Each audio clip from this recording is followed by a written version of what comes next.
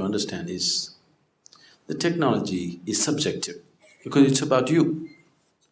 You have known objective technologies, how to fix the car, how to fix the airplane, how to fix the aircraft, all these things. You can stay away from those things, look at them and fix them, they are different. But this is subjective technology, it's about you. So if you have to look at this, in some way you have to open up. So if we have to open you up, see today, there was a time they were doing surgeries on the street side, you know that? Yes? And if too much blood comes, they would just pick up mud and throw it and stop bleeding in the village. Yes, do you know? Yes or no? If there is a cut or a wound and there's too much bleeding, they would simply take mud and put it somehow to stop the bleeding. But today we have understood, even if we have to open a small opening in the body, we need a certain sterile condition to do it. We have understood that much, isn't it? So, whether it's the physical body, means we need a certain kind of condition.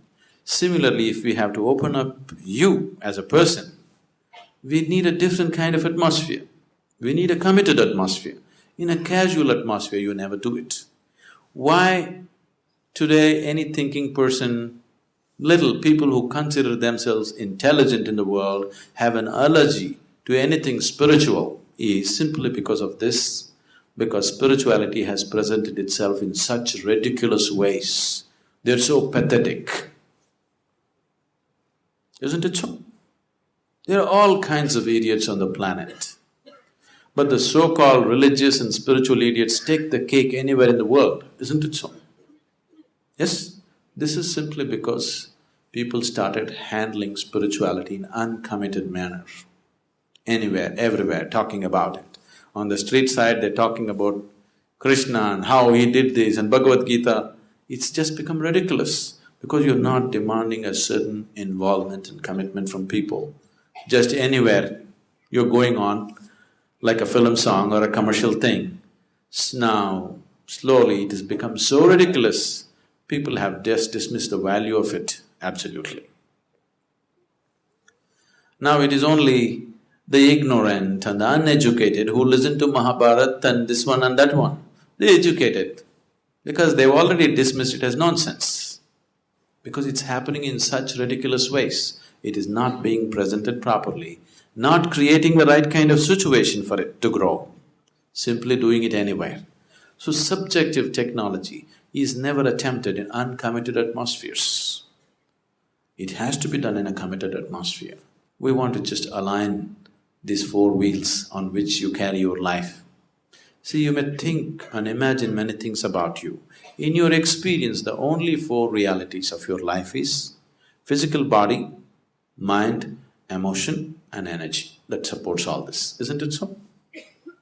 Other things you imagine and you believe from your traditions and cultures, these are the only things which are in your living experience. If you want to go somewhere, if you want to make any kind of journey, you can only start your journey from where you are right now. Wherever you want to go. You want to go to Mumbai or to the moon, you can only start your journey from the seat in which you're sitting right now, isn't it so? If you try to start your journey somewhere else, you will become hallucinatory. Most of the religion in the world, over 90% of the religion in the world has become hallucinatory because they're all trying to start from the third step to heaven, not from where they are. You must first realize what is the experiential reality of who you are. What is the next step and the next step and the next step. This is the only way you're genuinely going to go somewhere, otherwise you will become hallucinatory. This hallucinatory religion has brought some solace to you, but not found any liberation or freedom within you. Now you just believe everything is being taken care of for you by God, everything. But tomorrow morning, if something happens in your life that you do not like, suddenly you crack up, isn't it? Because it is so surface what you believe in.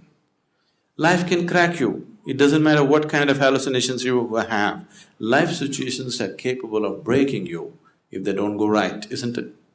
Now if you're a believer, If life is not happening your way, it must be definitely happening his way, isn't it?